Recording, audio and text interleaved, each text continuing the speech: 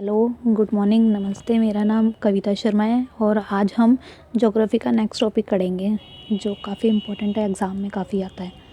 ठीक है, तो स्टार्ट करते हैं हम। भारत की जलवायु, क्लाइमेट ऑफ इंडिया। देखो, ये हमारा मैप है। ठीक है, इधर अरब सागर, इधर बंगाल की खाड़ी, अरेबियन सी और हिंद महासागर, इंडियन ओशियन, ये हो गया बंगाल की खाड़ी। ठीक है, तो हम स्टार्ट करते हैं भारत की जलवायु से। मानसून, इसको मॉनसून इंग्लिश में, मानसून को मॉनसून भी कहा जाता है इंग्लिश में। ठीक है, मॉनसून ये है अरबी भाषा का शब्द है जिसको मौसम कहते हैं।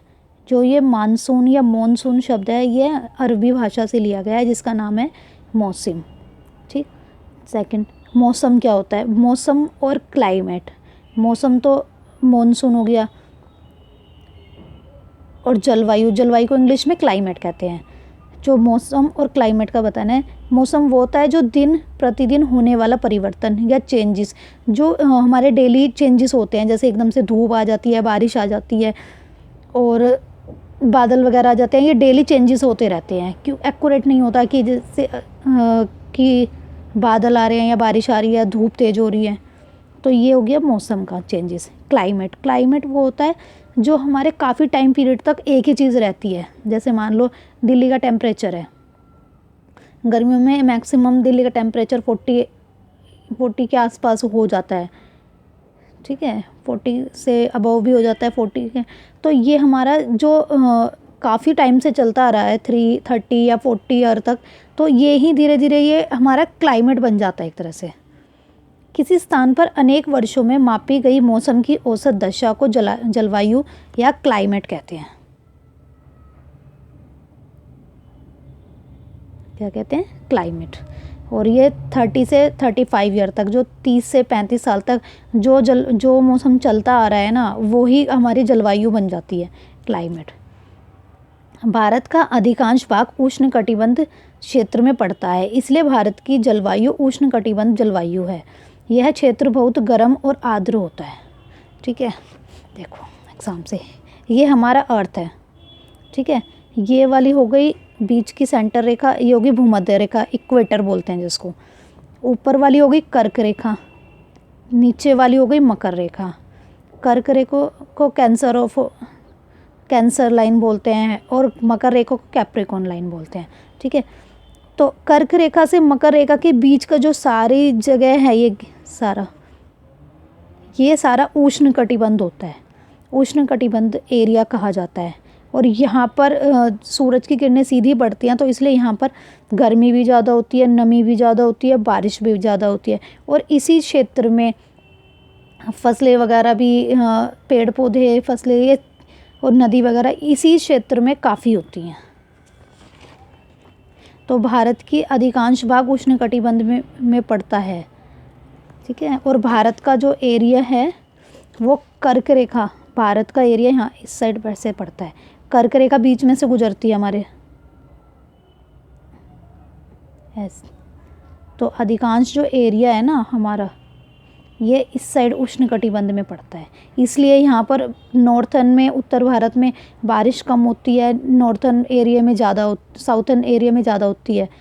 ठीक है, दक्षिण का जो एरिया, केरल, तमिलनाडु, कर्नाटक, आंध्र प्रदेश, उड़ीसा, इन सब में ये सारे साउथर्न एरिया हो गए, दक्षिणी एरिया।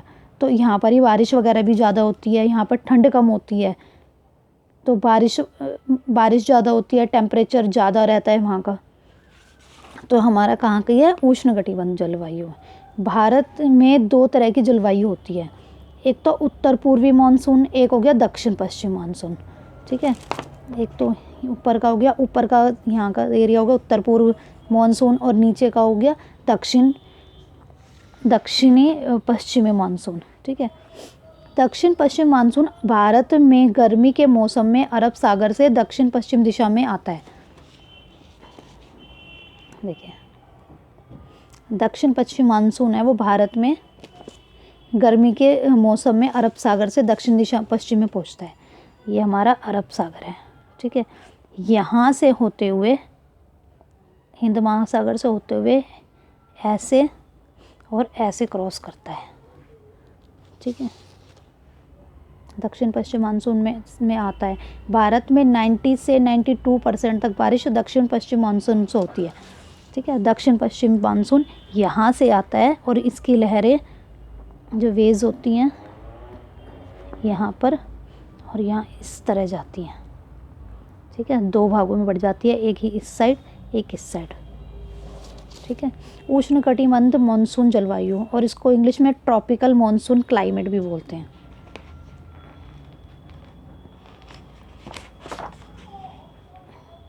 ठीक है। और मैं थोड़ा सा एक्सप्लेन कर देती हूँ यहाँ से। भारत की जो हिंद महासागर से लहरें, हिंद महासागर है ना, यहाँ पर हिंद महासागर भी हमारा इधर उष्णकटिबंध में पड़ जाता है। तो यहाँ पर जो लहरें होती है ना, यहाँ से ऐसे ऐसे ऐसे घूमते हुए ऐसे जाती हैं, क्योंकि यहाँ का टेम्परेचर बहुत ज़्यादा होता है, ठीक है, इस साइड का। तो यहाँ से हिंद महासागर से उठते उठते यहाँ पर आएंगे, सबसे पहले केरल में पहुँचेंगे 1 जून से 5 जून के बीच में। फिर यहाँ अंडमान निकोबार में जाती है और ये इस साइड यहाँ पहाड़ियों के टकराने के कारण यहाँ नहीं पहुँच पाती है तमिलनाडु में, ठीक। यहाँ से जाती है केरल में 1 से 5 जून तक, और उसके बाद यहाँ से जाते हुए फिर ये मुंबई में 15 जून तक मुंबई में पहुँच जाती है, ठीक है। और ये वाली जो यहाँ से ये वाली है ना मानसून की लहर, अंडमान निकोबार में भी जाती है, यहाँ पे मानसून होता है। और अगर हमसे पूछा जाए कि सबसे पहले मानसून कहाँ आता है, केरल में। और अगर पूछे सबसे पहले केंद्र शासित प्रदेश में कौन से में आता है, वो कहा जाएगा अंडमान निकोबार में, ठीक है। अंडमान निकोबार केंद्र शासित प्रदेश है जहाँ पर सबसे पहले मानसून आता है। फिर यहाँ से यहाँ आते हुए धीरे धीरे ठंडा हो जाता है, फिर ये तमिलनाडु तक नहीं पहुँच पाता, ठीक है। इसलिए जब मानसून आता है तो तमिलनाडु आंध्र प्रदेश को छोड़कर और सभी जगह होती है बारिश, पूरे भारत में यहाँ नहीं होती है, ठीक है। ग्रीष्म ऋतु, हमारे देश में 2 ऋतुएं होती हैं जहाँ पर बारिश होती है, एक तो ग्रीष्म ऋतु में, एक शीत ऋतु में, समर सीज़न, विंटर सीज़न। दक्षिण पश्चिम मानसून के कारण हिंद महासागर से होकर आने वाली पवनें या हवा अधिक मात्रा में आर्द्रयुक्त होती है। देखो मैंने बताया था कि ये हिंद महासागर से उठते हुए आर्द्र होती है, धीरे धीरे यहाँ से आगे बढ़ती हैं। फिर अरब सागर में, हिंद महासागर से होती हुई अब अरब सागर के साथ मिलके केरल में बारिश करती हैं। दक्षिण पश्चिम मानसून के कारण हिंद महासागर से होकर आने वाली पवनें हवाएं अधिक मात्रा में आर्द्रयुक्त होती हैं। दक्षिण पश्चिम मानसून सबसे पहले 1 जून को केरल में प्रवेश करता है तथा यह मानसून पश्चिम घाट से टकराकर केरल के मालाबार तट पर वर्षा करता है। जो केरल का ये तट है, ये पश्चिमी तट कहा जाता है, ये पूर्वी तट कहा जाता है, ठीक है। यहाँ से टकराकर ये जो केरल का एरिया है, सबसे पहले केरल का एरिया, इसको मालाबार तट कहते हैं। दक्षिण पश्चिम मानसून सबसे पहले 1 जून को केरल में प्रवेश करता है तथा यह मानसून पश्चिम घाट से टकराकर केरल के मालाबार तट पर वर्षा करता है। 22 जुलाई तक यह पूरे भारत में फैल जाता है। 5 से 10 जून में मुंबई के तट से टकराकर वर्षा करता है, ठीक है। यहाँ पर पहले केरल में होगी बारिश, फिर उसके बाद मुंबई में, मुंबई यहाँ पर महाराष्ट्र में, ठीक है। और केंद्र शासित हो जाता है अंडमान निकोबार में। दूसरा है शीत ऋतु में। पश्चिमी विक्षोभ तथा उत्तर पूर्वी मानसून के कारण तमिलनाडु के तट, कोरमंडल, उड़ीसा, आंध्र प्रदेश का तट शीत ऋतु में वर्षा होती है, ठीक है। ये जब यहाँ से टकरा जाता है तो यहाँ पर वर्षा नहीं हो पाती है, यहाँ वर्षा होगी, तमिलनाडु आंध्र प्रदेश में वर्षा नहीं होगी। तो ये पूरे भारत में फैल जाता है सारा, ठीक है। फिर ये यहाँ से यहाँ पर सारे भारत में पहुँच जाता है, फिर ये लौट कर ये यहाँ पर आता है तमिलनाडु में, इसलिए तमिलनाडु में लौटता हुआ मानसून भी कहा जाता है, ठीक है। तमिलनाडु में लौटते हुए यहाँ पर तमिलनाडु में, आंध्र प्रदेश में, उड़ीसा में, इनमें लौटते हुए मानसून के कारण ही वर्षा होती है। तो पश्चिमी विक्षोभ तथा उत्तर पूर्वी मानसून के कारण तमिलनाडु के तट, कोरोमंडल तट, उड़ीसा, आंध्र प्रदेश का तट में शीत ऋतु में वर्षा होती है, ठीक है, इसलिए यहाँ पर शीत ऋतु में वर्षा होती है और यह ग्रीष्म ऋतु में नहीं होती है। सबसे अधिक वर्षा कहाँ होती है? जब पूरे भारत में मानसून फैल जाएगा, पूरे मानसून फैल जाता है तो यहाँ पर मेघालय में पहुँचता है, और मेघालय में मानसराम है और एक चेरापूंजी है। पहले तो चेरापूंजी में सबसे ज़्यादा होती थी, अब यहाँ मानसराम है मेघालय में, उसमें वर्षा होती है। और वो किस लिए होती है? क्योंकि जो बादल है ना, वहाँ पर कीप की शेप की पहाड़ियाँ हैं, बादल उनसे टकरा जाते हैं, कीप की पहाड़ियों से, फिर जिसके कारण वो कीप की पहाड़ी से टकरा जाते हैं और वहाँ सबसे ज़्यादा बारिश होती है।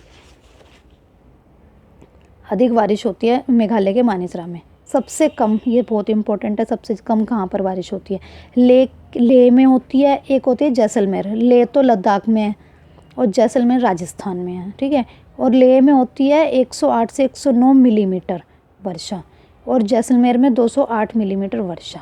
तो सबसे कम पूछा जाए तो लेह में ही होती है, ठीक है, लेह में, उसके बाद जैसलमेर आता है। और सबसे ज़्यादा पूछा जाए तो मानसराम होती है, ठीक है। आपको मेरी वीडियो अच्छी लगे, मेरी वीडियो को प्लीज़ लाइक करें, शेयर करें, सब्सक्राइब करें। Thank you.